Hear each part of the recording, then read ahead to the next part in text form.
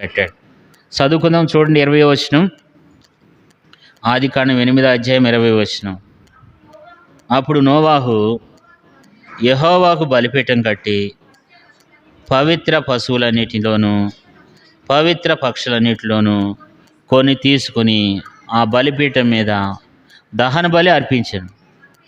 అప్పుడు యెహోవా ఇంపైన సువాసన నాగ్రానించి ఇక మీదట నరులను బట్టి భూమిని మరలా చేపించను. చాలా మనం ఇక్కడ చూసినట్లయితే దేవుడు ఏం చేశాడంట 21వ వచనంలో, అప్పుడు యెహోవా ఇంపైన సువాసన ఆగ్రానించి అని రాయబడింది. దేవుడు ఇంపైన సువాసన నాగ్రానించాడంట. అంటే మనం చేసే ఆరాధన దేవునికి ఎట్లా ఉండాలంటే ఇంపైన సువాసనగా ఉండాలి. మనం దేవుని ఆరాధన చేయడానికి వచ్చినాం. ఆరాధన చేసే బిడ్డలైనటువంటి మనము ఏ రీతిగా ఉండాలంటే దేవునికి మనం చేసే ఆరాధన దేవునికి ఇంపైనగా ఉండాలి. దేవుడు దాన్ని ఇష్టపడాలి. దేవుడు దాన్ని అంగీకరించాలి. దేవుడు ఏమంటాడంటే మనం చేసే ఆరాధన దేవుడు దాన్ని ఆయన నాగ్రానించాలంటే, దాన్ని ఆయన అంగీకరించాలంటే, అది మనం చేసే ఆరాధన దేవునికి ఎట్లా ఉండాలంటే దేవునికి ఇంపైన సువాసనగా ఉండాలి. ఇంపైన సువాసనగా అలాంటి జీవితాన్ని మనం కలిగి ఉండాలి. మనం చేసే ఆరాధన దేవునికి ఇష్టమైందా కాదా? మనం చేసే ఆరాధన ఎలాగ ఉంది? మనం ఎలాంటి ఆరాధన చేస్తున్నాం? దేవుడు ఆ ఆరాధన దేవుడు అంగీకరిస్తున్నాడా? దేవుడు ఆరాధన అంటే దేవుడు ఇష్టపడుతున్నాడా? మనం చేసే ఆరాధనని కదా. మనం చేసే ఆరాధన దేవుడు అంగీకరించాలి. నోవాహు బలర్పించి ఎలాంటివి అర్పిస్తూ వచ్చాడు నోవాహు అంటే 20వ వచనంలో, అప్పుడు నోవాహు యెహోవాకు బలిపీఠం కట్టి పవిత్ర పశువులన్నిటిలోనూ పవిత్ర పక్షులన్నిటిలోనూ కొన్ని తీసుకుని ఆ బలిపీఠం మీద దహన బలి అర్పించాడు. అంటే పవిత్రమైనవి దేవునికి కావాలి. దేవునికి పవిత్రమైన జీవితం కావాలి. దేవునికి ఎలాంటి జీవితాన్ని కావాలి? పవిత్రమైన జీవితాన్ని మనం కలిగి ఉండాలి. ఎవరైతే పవిత్రమైన జీవితాన్ని కలిగి ఉంటారో వాళ్ళు చేసేటువంటి ఆరాధన దేవునికి అది ఇష్టమైనటువంటి ఆరాధన అన్నమాట. అందరం ఆరాధన చేస్తాం, కానీ అందరి ప్రార్థన దేవుడు ఏనాడు, అందరి ఆరాధన దేవుడు ఇష్టపడాడు. ఎందుకని అంటే మనలో పవిత్రత లేకపోతే, మనలో పరిశుద్ధత లేకపోతే దేవుడు మన ఆరాధన దేవుడు అంగీకరించాడు అన్నమాట. అయితే మన జీవితం ఎట్లా ఉండాలి దేవుని బిడ్డలారంటే, మన జీవితం కూడా ఇతరులకు ఎంతో ఆశీర్వాదకరంగా, ఇతరులకు ఎంతో మేలుకరంగా ఒక పవిత్రమైనటువంటి జీవితాన్ని మనం కలిగి జీవించినప్పుడు ఆ ఆరాధన దేవుడు అంగీకరిస్తాడు. దేవునికి అది మరి సువాసన కలిగినటువంటి దానిగా దేవుడు దాన్ని అంగీకరిస్తున్నాడు. నోవాహు దేవునికి బలి అర్పించినప్పుడు 21వ వచనంలో ఎలాగుందంట అది, అప్పుడు నోవాహు యెహోవాకు ఇంపైన కదా, అప్పుడు యెహోవా ఇంపైన సువాసన ఏం చేశాడు? నాగ్రానించాడు. అంటే దేవునికి ఉన్నటువంటి ఆశ ఏంటంటే, దేవునికి ఉన్నటువంటి కోరిక ఏంటంటే మనం చేసే ఆరాధన దేవునికి ఇంపైనదిగా ఉండాలన్నమాట. ఇంపైనదిగా ఉండాలి. అప్పుడు దేవుడు మన ఆరాధనల మీద ఆయన ఆసీనుడు అవుతాడు అన్నమాట. మనం చేసే ఆరాధనని దేవుడు అప్పుడు అంగీకరిస్తాడు. దేవుడు అప్పుడు ఆరాధన దేవుడు స్వీకరిస్తాడు కదా. ఇప్పుడు ఉదాహరణకి నేనున్నా, లేకపోతే మీరున్నారు. ఇప్పుడు నా ఒళ్ళంతా బాగా గజ్జుంది, చేతులన్నీ బాగా కురుపులు ఉన్నాయి, రసిగారుతుంది. నేను మీకు ఒక మంచి స్వీట్ తీసుకుని వచ్చి మీకు ఇస్తున్నా, తీసుకుంటారా? ఇష్టంగా చెప్పండి, ఎంతమంది తీసుకుంటారు? తీసుకోము. ఎందుకని? మనం దాన్ని అసహించుకుంటాం. అట్లాగే మనం పాపంలో ఉన్నప్పుడు, మనం శాపంలో ఉన్నప్పుడు మనం శుద్ధిపరచుకోకుండా, మనం పవిత్రపరచుకోకుండా దేవుని మనం ఆరాధన చేస్తే దేవుడు అంగీకరించాడు అనమాట. అందుకని మన ఆరాధన దేవుడు బైబిల్లో రాయబడింది. 22వ కీర్తన 3వ వచనంలో రాయబడిన మాట ఏంటంటే, 22వ కీర్తన 3వ వచనంలో, దేవా ఇశ్రాయేలు చేయి స్తోత్రుల మీద ఆసీనుడయ్యును. దేవుడు ఏంటంటే మనం చేసే ఆరాధన మీద ఆయన ఏమై ఉంటాడు? ఆసీనుడై ఉంటాడు. మనం ఆరాధిస్తున్నామంటే మనం చేసే ఆరాధన ఎట్లుండాలి దేవునికి? అది ఇంపైన సువాసనగా ఉండాలి దేవుని బిడ్డలారా. అలాంటి ఆరాధనని దేవుడు కోరుకుంటున్నాడు అనమాట. నోవాహు ఎలాంటిది తీసుకుని వచ్చినాడు, దేవునికి అలాంటి ఆరాధన తీసుకుని వచ్చినాడు అంటే 20వ వచనంలో రాయబడిన మాట ఏంటంటే 20వ వచనంలో, అప్పుడు నోవాహు యెహోవాకు బలిపీఠం కట్టి పవిత్ర పశువులన్నిటిలోనూ పవిత్ర పక్షులన్నిటిలోనూ కొని తీసుకుని వచ్చినాడు. అంటే దేవునికి కావాల్సింది ఏంటి? పవిత్రమైనటువంటిది దేవునికి కావాలి. మొట్టమొదట నోవాహు కూడా అలాంటి జీవితాన్ని కలిగి జీవిస్తూ వచ్చాడు. నోవాహు విశ్వాసం కలిగి జీవిస్తూ వచ్చాడు. నోవాహు బైబిల్లో రాయబడింది, నోవాహు దేవుని యందు భయభక్తులు కలిగి జీవిస్తూ వచ్చాడు. బైబిల్లో మనం చూసినట్లయితే ఎబ్రిల్కి రాసిన పత్రిక 11వ అధ్యాయం 7వ వచనంలో విశ్వాసాన్ని బట్టి అనే మాట అక్కడ నోవాహు పేరు రాయబడుతూ వచ్చింది. తర్వాత నోవాహు గురించి రాయబడిన మాట ఏంటంటే ఎబ్రిల్కి రాసిన పత్రిక 11వ అధ్యాయం 7వ వచనంలో దేవుని యందు భయభక్తులు కలిగి తన ఇంటి వారి కొరకు ఒక వాడను సిద్ధపరిచినట్లుగా చూస్తున్నాం కదా. ఆదికాండం 6వ అధ్యాయం 8వ వచనంలో దేవుడు అంటాడు, నీవే నా దృష్టి ఎదుట కృప పొందినవాడు అంటాడు. అందరూ కూడా కృప పొందలేదు, కానీ నోవాహు మాత్రమే కృప పొందినాడు అనమాట. నోవాహు ఒక మంచి ఆరాధికుడు కదా. నోవాహు చేసేటువంటి ఆరాధన దేవుడు అంగీకరిస్తున్నాడు. ఆదికాండం 6వ అధ్యాయం 9వ వచనంలో ఏముంది? నీతిపరుడు అని రాయబడింది. నీతిపరుడు అంట 6వ అధ్యాయం 9వ వచనంలో. అంటే ఆ తరం వారిలో నోవాహే నీతిపరుడిగా ఉన్నాడు అనమాట. ఏంటంటే నిందారహితుడు అంట, అంటే నిందలేనటువంటి వాడిగా జీవించాడంట. 6వ అధ్యాయం ఆదికాండం 6వ అధ్యాయం 9వ వచనంలో దేవునితో కూడా నడిచినవాడంట కదా. మరి ఎంతగానో దేవుని యందు భయభక్తులు కలిగిన వాడు. ఆదికాండం 6:22లో రాయబడింది, నోవాహు దేవుని ఆజ్ఞలు గైకున్నాడంట. అంటే మనం కూడా నోవాహు వలె ఉండాలి. నోవాహు వంటి జీవితాన్ని మనం కలిగి ఉన్నప్పుడు దేవుడు మన ఆరాధన కూడా మన ప్రార్థన కూడా దేవుడు అంగీకరిస్తాడనమాట. అలాంటి జీవితాన్ని మనం కలిగి ఉండాలి. ఈ లోకంలో మన సాక్ష్యం బాగుండాలి, మన జీవితం బాగుండాలి కదా. దేవుని నామానికి అవమానం రాకూడదు. అబ్బా ఈమె చర్చికి పోతుందా అనేటువంటిది వచ్చినప్పుడు దేవుడు ఆరాధన అంగీకరించాడు. అబ్బా ఈయన చర్చికి పోతాడా, అయ్యో ఈయన కూడా చర్చికి పోతున్నాడా అనేటువంటిది మన వెనకాల రాకూడదు. అది దేవుని నామానికి అది ఇష్టం ఉండదు. అలాంటి వ్యక్తులు దేవుని సన్నిధిలో ఆరాధన చేస్తున్నప్పుడు, అబ్బా ఈమె కూడా చర్చికి పోతుందా, ఈమె కూడా చర్చికి వెళ్తున్నాడా, ఈయన కూడా చర్చికి వెళ్తున్నాడా అని చెప్పి లోకస్తులు మనం చూసి అనుకున్నప్పుడు మన ఆరాధన దేవుడు ఏం చేయడంటే దేవుని బిడ్డలారా అంగీకరించాడు అనమాట. ఎందుకంటే మన సాక్ష్యం కూడా ఎట్లుండాలి? ఇంపైనదిగా ఉండాలి. బైబిల్లో రాసి చూడండి, నిర్గమాకాండం 29:18.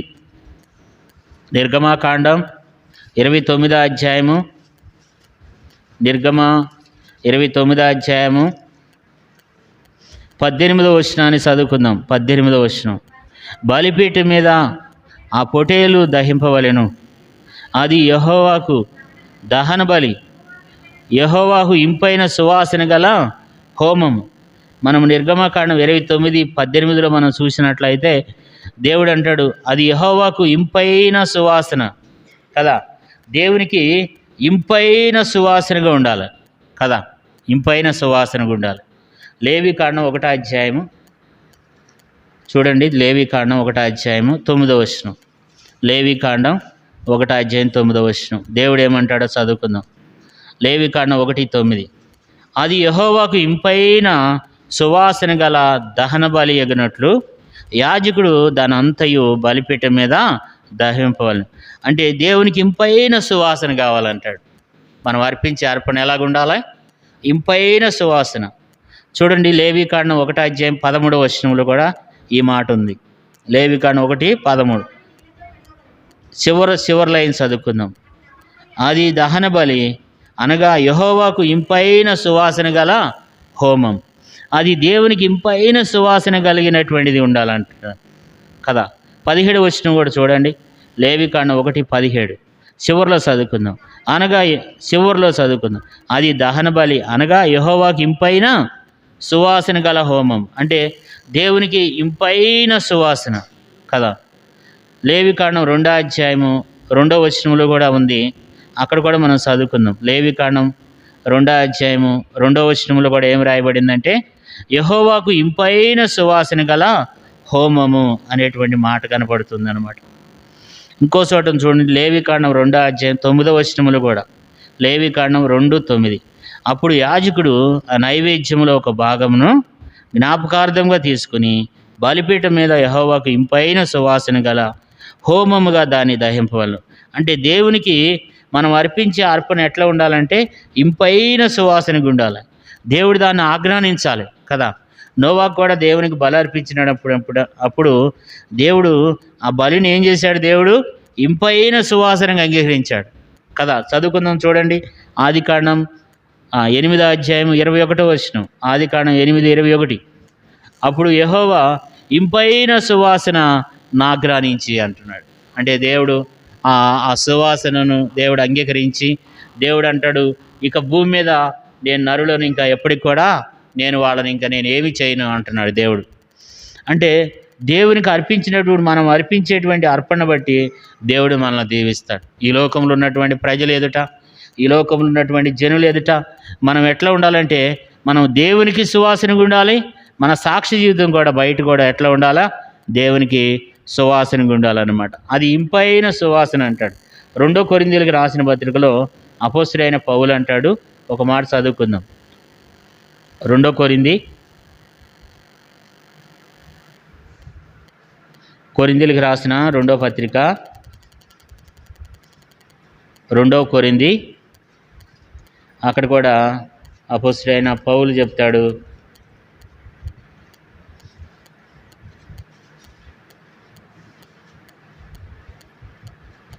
14-15 వచనాలు చూడండి. కొరింథీయులకు రాసిన 2వ పత్రిక 14-15 వచనాలు చదువమ్మ. 14 చదువు.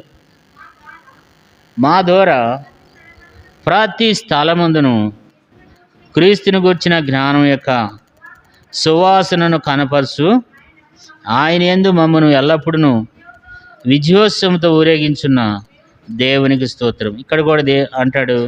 మరి కింద మనం రాయబడిన చూడండి 15వ వచనాన్ని అందరం కలిసి చదువుకుందాం. 2 కొరింథీ చదువుకుందాం చూడండి, బైబిల్ తెరవండి. 2 కొరింథీ 2వ అధ్యాయము 15వ వచనాన్ని చదువుకుందాం. 15వ వచనం.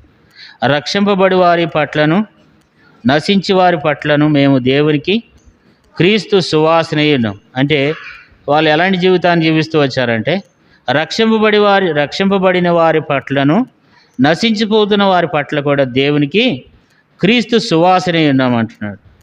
ఎలాంటి సువాసన అంటే మరి ఇతరులకు కూడా ఎట్లా ఉండాలి మన జీవితం? అబ్బా ఈయన, అబ్బా ఈమె అనేటువంటి స్థితిలో కాకుండా మన జీవితం ఆ రీతిగా ఉండాలన్నమాట. రక్షింపబడిన వారికి ఇంకేమంటాడు? 15వ వచనం చూడండి, అందరూ కలిసి బిగ్గరగా చదవండి. మీరు బైబిల్ చదవటం లేదు చాలామంది. చదవండి 15వ వచనం బిగ్గరగా. రక్షింపబడిన వారి పట్లను నశించి వారి పట్లను మేము దేవునికి క్రీస్తుకు సువాసన ఉన్నాం. ఎట్లా ఉన్నారంట? రక్షింపబడిన వారి పట్లను నశించిపోతున్న వారి పట్ల కూడా ఎట్లున్నారంటే వాళ్ళు దేవునికి క్రీస్తుకు సువాసన ఉన్నారు. 16వ వచనం చూడండి. నశించే వారికి రక్షణార్థమైన మరణపు సువాసనగాను రక్షింపబడుతున్న వారికి జీవార్థమైన జీవపు వాసనగాను ఉన్నాం. అంటే నశించిపోతున్నటువంటి వారికి మరణపు సువాసనగా ఉన్నారంట, రక్షింపబడుతున్న వారికి జీవార్థమైన జీవపు సువాసనగా ఉన్నామంటున్నాడు. అంటే మనము దేవుని ప్రజలైనటువంటి మనము దేవునికి సువాసనగా ఉండాలి. ప్రజల మధ్యలో కూడా మన సాక్షి జీవితం ఎట్లా ఉండాలా? దేవునికి సువాసన తీసుకొచ్చేది ఉండాలి. ఇతరులు కూడా అబ్బా ఎంత సువాసన ఉంది, ఈ వ్యక్తి ఎంత మంచివాడు, ఎంత మంచి సాక్ష్యం కలిగి ఉన్నాడు, ఎలాంటి మంచి జీవితాన్ని కలిగి ఉన్నాడు అనేది మనము ఎప్పుడైతే కలిగి ఉంటామో ఆ ఆరాధన దేవుడు ఏం చేస్తాడు బిడ్డలారా? అంగీకరిస్తాడనమాట కదా. అంటే దేవునికి మన ఆరాధన ఎట్లుండాలా చెప్పండి? ఎట్లుండాలి? ఇంపైనదిగా ఉండాలన్నమాట కదా. కాబట్టి బైబిల్లో రాయబడింది సామెతలు 15:8 వచ్చిన చదవమ్మా. సామెతలు 15:8 తీయండి, మీ బైబిల్ తీయండి. చదువుకున్న వాళ్ళు ఉత్సాహంగా మీ బైబిల్ తీయండి, ఇష్టపడి చదవండి. సామెతలు 8:15 చదవండి.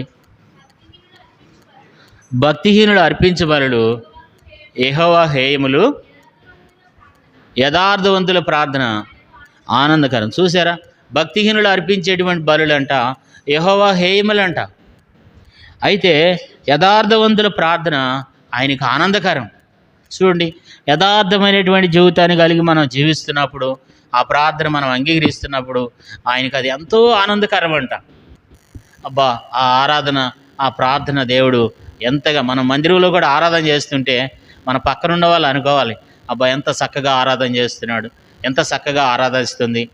అట్లా దేవునికి మనం ఆరాధన అనేది దేవునికి మనం తీసుకురావాలి దేవుని బిడ్డలారా. అలాంటి ఆరాధన మనం తీసుకురావాలి.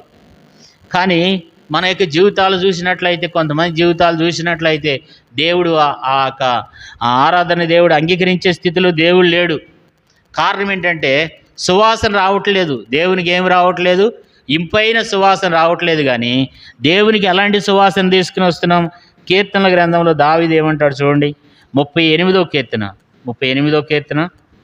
మనము దేవునికి మరి సువాసనగా లేడు ఈయన, అక్కడ రాయబడింది 38వ కీర్తన 38వ కీర్తన 5వ వచనం.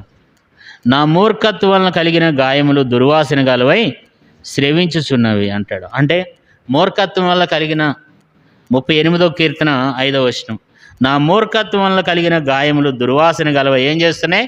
స్రవించున్నాయి. అంటే దేవుడు ఆరాధన చేస్తుంటే, మనం దేవుని స్తుతిస్తుంటే మనకున్నటువంటి మూర్ఖత్వాన్ని బట్టి, మనకున్నటువంటి మూర్ఖత్వాన్ని బట్టి ఇవి దుర్వాసన కొడుతున్నాయి అంట. మనలో ఉన్నటువంటి మూర్ఖత్వాన్ని బట్టి, దేవుని మాట వినని దాన్ని బట్టి మన స్థితి ఎలాగుంది? దుర్వాసన కొడుతుంది. దుర్వాసనతో ఎవరైనా ఉండగలమా? ఇప్పుడు ఒక వ్యక్తి దగ్గర దుర్వాసన కొడుతుంది అనుకోండి, ఆ పక్కన కూర్చోడానికి ఇష్టపడతారా మీరు? ఇప్పుడు మీరు ఎంతమంది కూర్చున్నారు, ఎవరి దగ్గర నుంచి అన్నా దుర్వాసన కొడుతుంది అనుకోండి, అప్పుడు మీరు ఏం చేస్తారు? చిన్నగా ముక్కు ముడుచుకుని పక్కకి వెళ్ళిపోతారు కదా. దేవుడికి కూడా అంతేనంట. కీర్తనకారుడు అంటాడు, నా మూర్ఖత్వం వల్ల కలిగిన గాయములు దుర్వాసన గలవ ఏం చేస్తున్నాయి? స్రవించుచున్నాయి. అబ్బా, ఆ యొక్క దుర్వాసన అనేది దేవుడు దాన్ని ఏం చేయలేకపోతున్నాడు? అంగీకరించలేకపోతున్నాడు. భయంకరమైన దుర్వాసన కొడుతుంది.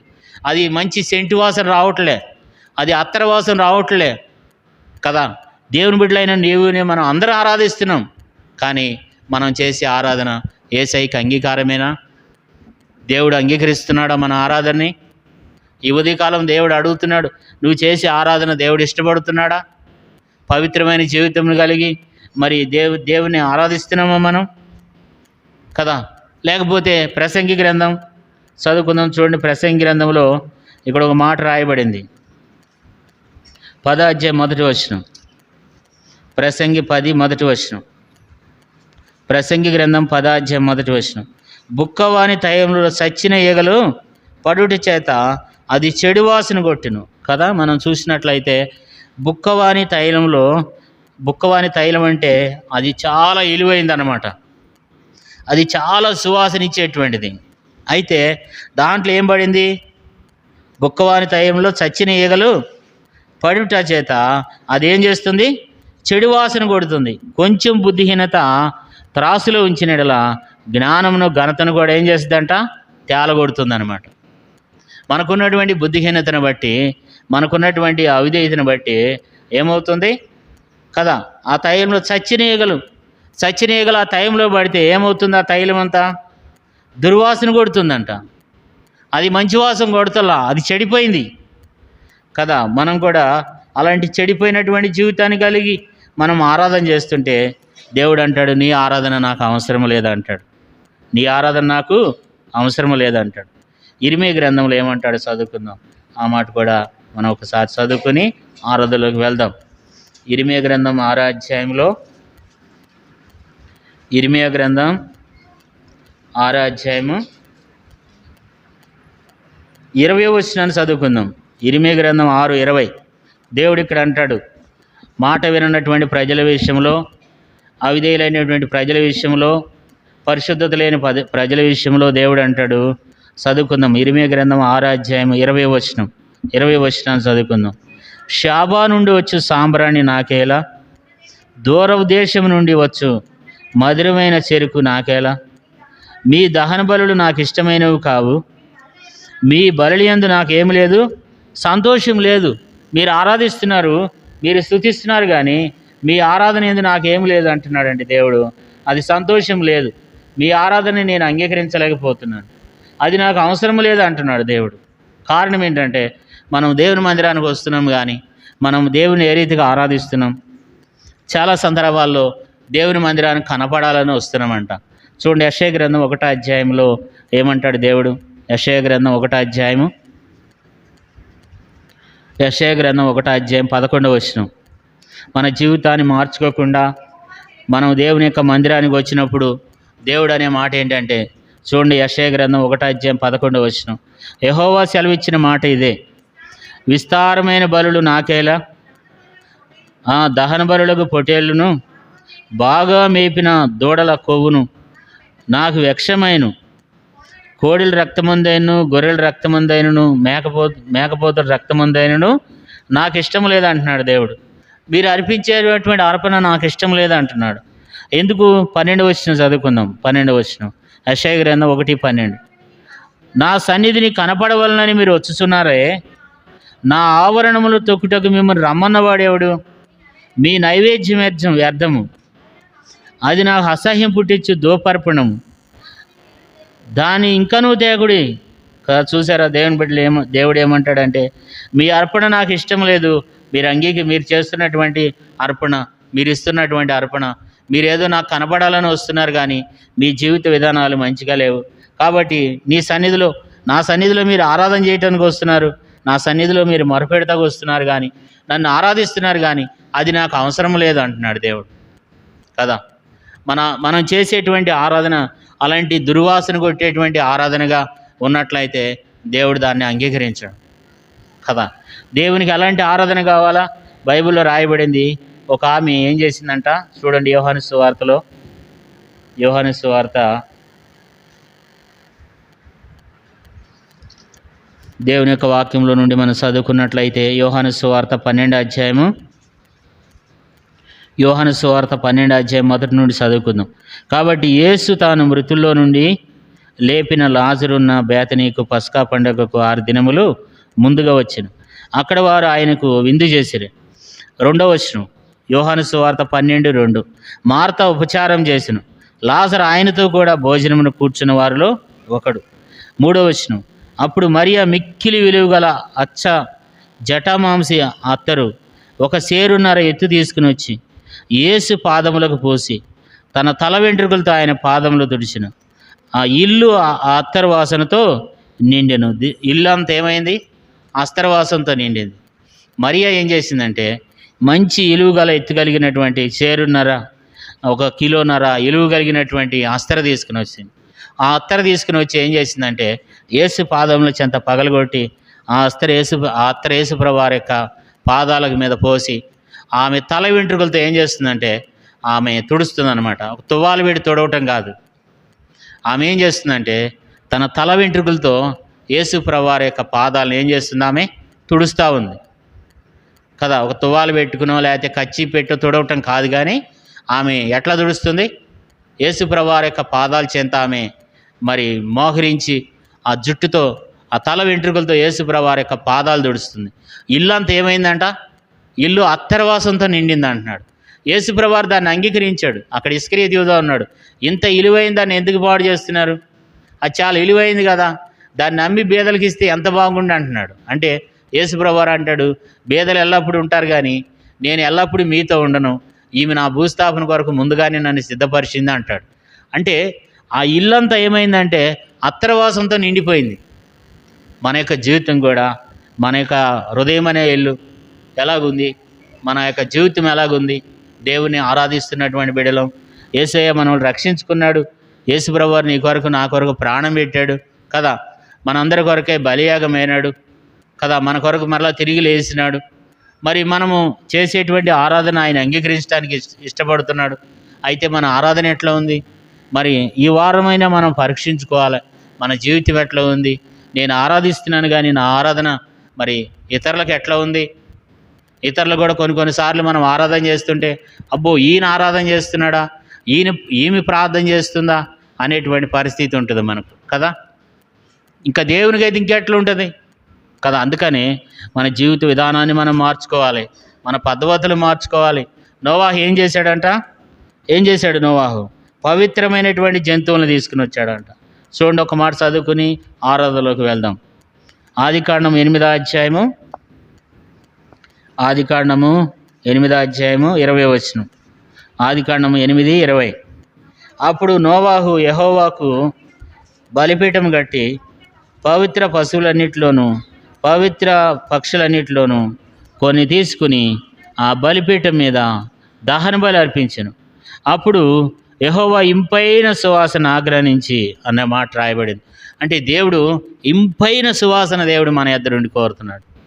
ఈ ఉదయకాల సమయంలో ఆరాధించడానికి వచ్చినటువంటి నీవునే మనం చేసే ఆరాధన దేవునికి ఇంపైనదిగా ఉండాలి. దేవుడు దాన్ని అంగీకరించాలి. దేవుడు మన ఆరాధనని స్వీకరించాలి కదా. బైబిల్లో రాయబడింది కదా. బైబిల్లో ఏం రాయబడుతూ వచ్చిందంటే, స్తుతి అర్పణలు అర్పించేవాడు నన్ను మహింపరుస్తున్నాడు అంటాడు కదా. కాబట్టి దేవుని బిడ్డలైన మనము దేవునికి బలి అర్పించేటువంటి బిడ్డలంగా దేవునికి మన స్తుతి యాగం అర్పించాలి. కీర్తనకారుడు అంటాడు కదా, స్తుతి యాగం అర్పించేవాడు నన్ను మహింపరుస్తున్నాడు అంటాడు. దేవునికి మనం ఏం చేయాలంటే స్తుతి యాగం చేయాలి. దేవునికి మనం స్తుతి యాగం చేయాలి. దేవునికి మనము యాగం చేయాలి.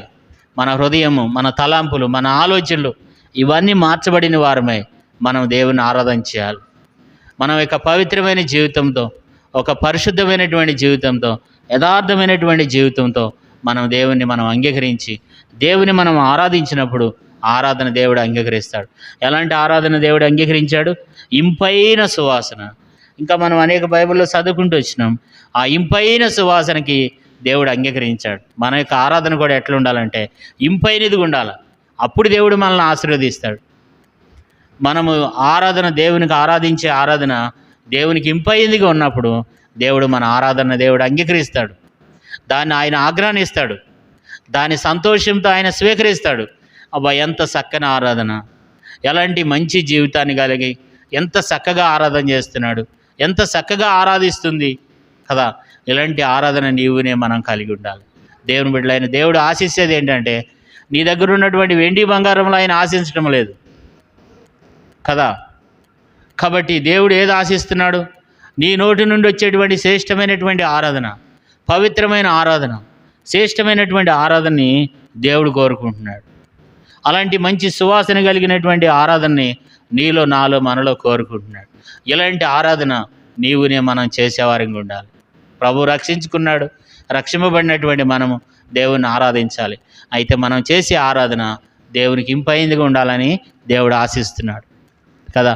ఒకవేళ ఈ ఉదయకాల సమయంలో ఆరాధించేటువంటి నీ ఆరాధన దేవునికి ఇంపైందిగా లేదేమో, ఆయన నాకు అవసరం లేదంటున్నాడేమో, నీ ఆరాధన ఆయన అంగీకరించడం లేదేమో, నువ్వు ఇంకా పవిత్రమైన జీవితంతో, నువ్వు ఇంకా మంచి మార్పులు పొందినటువంటి అనుభవంతో నువ్వు ఇంకా దేవుని ఆరాధించడం లేదేమో, దేవుడు దాన్ని అంగీకరించడం లేదేమో, అందుకే దేవుడు నిన్ను ఆశీర్వదించడం లేదేమో. కాబట్టి మన ఆరాధన దేవునికి ఈ రోజు నుంచి అయినా మన ఆరాధన ఎట్లుండాలా? ఇంపైన సువాసన ఉండాలి. నోవాహు బలి అర్పిస్తే ఎలాంటి ఆరాధన తీసుకుని వచ్చాడంటే, యెహోవా ఇంపైన సువాసన ఆగ్రహించాడంట. అలాంటి ఆరాధన నీవునే మనం కూడా చేయాలి. ఇల్లంతా అత్తరుతో నింపబడిందంట. ఇల్లంతా అత్తరవాసంతో నింపబడిందంట. అలాంటి మంచి అనుభవం కలిగినటువంటి బిడ్డలంగా, ఒక పవిత్రమైన జీవితాన్ని కలిగినటువంటి వారమై నీవునే మనము దేవుణ్ణి ఆరాధించాలి, దేవుని స్తుతించాలి. ఈ ఆరాధన అనేది మన హృదయంలో నుండి రావాలి, మన తలంపుల్లో నుంచి రావాలి. మనం చేసే ఆరాధన పక్క వాళ్ళు కూడా వినాలి. మనం చేసే ఆరాధన పక్కవారు వినటం ద్వారా కూడా దేవుని నామానికి మహింపరచబడుతుంది. కొంతమంది ఆరాధన చేస్తారు, ఏమి ఉద్యోగం ఉండదు, ఇతరులు దాన్ని విన్నప్పుడు డల్ అయిపోతారు. అలాంటి ఆరాధన దేవుడు అంగీకరించడు. మనం చేసే ఆరాధన మన పక్కవారికి కూడా వినపడాలి. 2 మాటలు చాలు. దేవుని మన హృదయపూర్వకంగా, మనుషులకు భయపడొద్దు. పక్కవారికి, వెనకవారికి ఎందుకు భయపడతావు? నువ్వు ఆరాధన నీ కొరకు ప్రాణం పెట్టింది దేవుడు. ఎవరన్నా మనుషులు నీ కొరకు ప్రాణం పెట్టినారా? దేవుడు నీ కొరకు ప్రాణం పెట్టాడు. 2 మాటలతో బిగ్గరగా దేవుని ఆరాధించలేకపోతున్నాం. దేవునికి ఇంపైన సువాసన మనం తీసుకురాలేకపోతున్నాం. యెహోవా ఇంపైన సువాసన ఆగ్రహించండట. అలాంటి ఆరాధన నీవుని మనం కలిగి ఉండాలనేది దేవుని యొక్క ఆశ, దేవుని యొక్క ఉద్దేశం, దేవుని యొక్క సంకల్పం. దేవుడు అలాంటి ఆరాధన కోరుకుంటున్నాడు. ఇంపైన సువాసన మనం చేసే ఆరాధన యేసయ్యకి ఇంపైనదిగా ఉందా? మనం చేసే ఆరాధన దేవునికి ఇంపైనదిగా ఉండాలి. అలాంటి ఆరాధన దేవుడు ఏం చేస్తున్నాడు? అలాంటి ఆరాధన కావాలని దేవుడు చేతులు చాస్తున్నాడు. సహోదరుడా, సహోదరి, నీ ఆరాధన నేను అంగీకరిస్తున్నాను, నీ ఆరాధన నాకు కావాలి, అలాంటి ఆరాధన నువ్వు చేయాలి. అలాంటి ఆరాధన నువ్వు చేసినప్పుడు నేను దాన్ని అంగీకరిస్తాను. ఆ ఆరాధన నీ జీవితంలో, నా జీవితంలో, మన జీవితంలో అలాంటి గొప్ప ఆరాధన అనేది మనము దేవునికి తీసుకుని వద్దాం. మనం లేచి నిలబడి ఒక పాట పాడుకుందాం.